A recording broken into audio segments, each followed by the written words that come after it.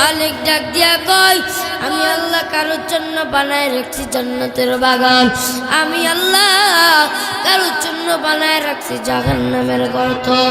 ওই হাশরের ময়দানে তুমি কি হিসাব দিবা? মরার পরে যখন তুমি কবরে যাইবা, ওই কবর যাওয়ার পরে তুমি কি হিসাব দিবা? ওই কবর কারোর জন্য হবে জান্নাতের, কারোর জন্য হবে জাহান্নামের গর্ত। আমার মালিক ডাক দিয়া কয়, ওই কবরে যদি যেতে তোমাকে হয়, 5 ওয়াক্ত নামাজ আদায় করে যাও। 5 ওয়াক্ত নামাজ আদায় করা ছাড়া যদি ওই কবরে যাও, ওই কবর তোমার জন্য হয়ে যাবে জাহান্নামের গর্ত। আল্লাহ ডাক দিয়া কয়, আমি আল্লাহ এই মুসলমান বানাইলাম তোমাকে। আমি আপনি নামে মুসলমান না, আমি আপনি কামে মুসলমান না, আমি আপনি হলো নামে মুসলমান। কিসে মুসলমান?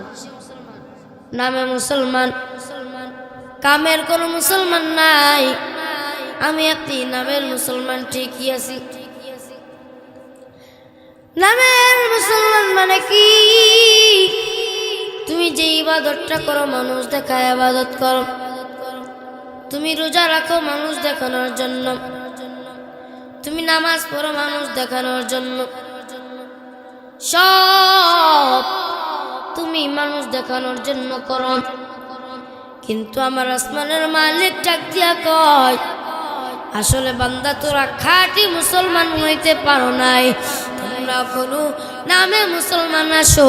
ও বান্দা, কোন সময় যেন তোমার মরণ হয়ে যায়, এই মরণ হওয়ার আগে তোমরা খাঁটি মুসলমান হয়ে তারপরে তোমরা কবরে আসো। আমার আল্লাহ পাক রব্বুল আলামিন বলেন, ও নবীর উম্মতের আশিকের দল, শুনিয়া নাও। আমার মালিক ডাক দিয়া কয়, আমি আল্লাহ ওই কবরখানে এমন ভাবে বানাইলাম, ওই কবরটা হবে 3.5 হাত একটা মাটির ঘর। ওই কবর কারোর জন্য হবে জান্নাতের বাগান, আবার কারোর জন্য হবে জাহান্নামের গর্ত। ওই কবরের ভিতর যখন তুমি যাইবা, তোমার জন্য 2টা ফেরেশতা আল্লাহ পাঠায়া দেবে। 2টা ফেরেশতা এসে তোমাকে প্রশ্ন করবে, মার রব্বুকা মাদ্দীনুকা মান নবিয়ুকা, রবের পরিচয় দাও, ধর্মের পরিচয় দাও, রহমাতুল লিল আলামিনের পরিচয় দাও। ও বান্দা, যদি তুমি আমি মুসলমান হয়ে থাকি, আমার মালিক ডাক দিয়া কয়, যদি তুই মুসলমান হয়ে থাকো,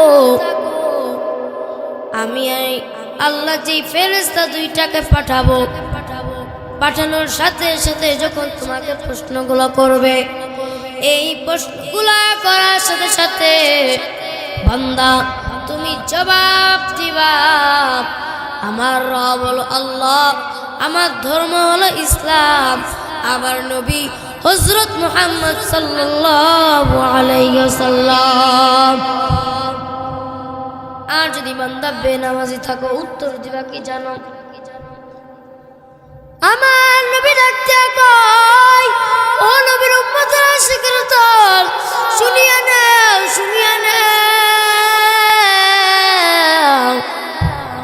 ওই কবরে যাওয়ার পরে যখন তোমাকে প্রশ্ন করবে, মার রব্বুকা মাদ্দীনুকা মান নবিয়ুকা, রবের পরিচয় দাও, ধর্মের পরিচয় দাও, রহমাতুল লিল আলামিনের পরিচয় দাও। বান্দা যদি বেনামাজি হয়ে থাকে, উত্তর দিবে লা আদরি, আমি কিছুই জানি না, আমার রবকে আমি আমার রবের পরিচয় জানি না, আমার ধর্ম কি আমি আমার ধর্মের পরিচয় জানি না, আমার নবীকে আমি আমার নবীর পরিচয়টাও পর্যন্ত জানি না।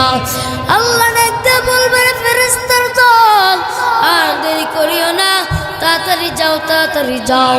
ওই বেঈমানের কবরের সাথে জাহান্নামের একটা সুড়ঙ্গ তৈরি করিয়া দাও, জাহান্নামে আগুন জ্বলিবে, আর ওই আগুনের তাপটা যেন বেনামাজির কবরের ভিতরে যায়। নাউজুবিল্লাহ।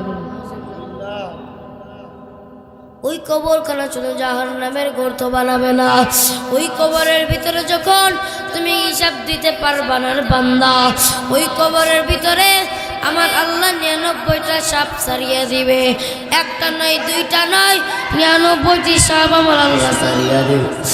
ওই কবরের ভিতরে থাকবে কেমনে? ওই কবর কারোর জন্য হবে জান্নাতের বাগান, আমার কারোর জন্য হবে জাহান্নামের গর্ত। ওই কবরে যখন ওই সাপগুলো তোমাকে একটা সবর মারবে, তুমি ওই সাপের আযাব সহ্য করতে পারবা না রে বান্দা। ওই সাপ যখন একটা সবর মারবে, তুমি 70 গজ মাটির নিচে ঢুকে যাইবা। ওই সাপ যখন একটা সবর মারবে, 70 গজ মাটির নিচে তুমি ঢুকে যাইবা। আমার আল্লাহ ডাক দিয়া কয়, ওই সাপগুলো আবার তোমাকে টান দিয়ে বের করবে ওই মাটির নিচ থেকে। আমার আল্লাহ এত দয়াল, আমার আল্লাহ এত মায়া। আমার আল্লাহ ডাক দিয়া কয়, আমি আমার বান্দার জন্য শুধু একটা উসিলা খুঁজব।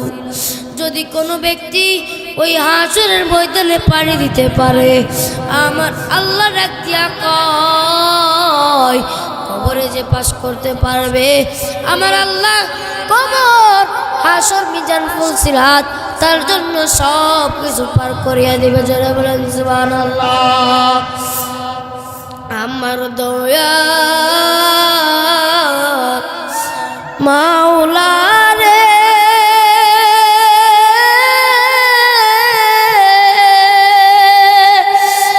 আমার দয়ার মাশুকুরে,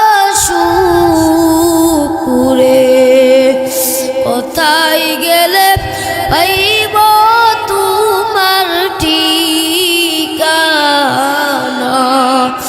কোথায় গেলে পাইব তোমার ঠিকানা। আমার দয়ার মাওলা রে,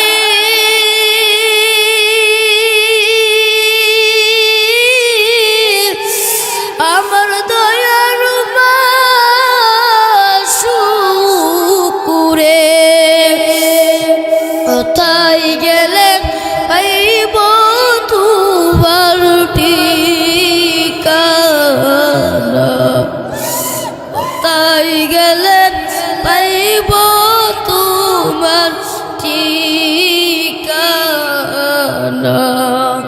তোমাকে পাইবা উসিলাতে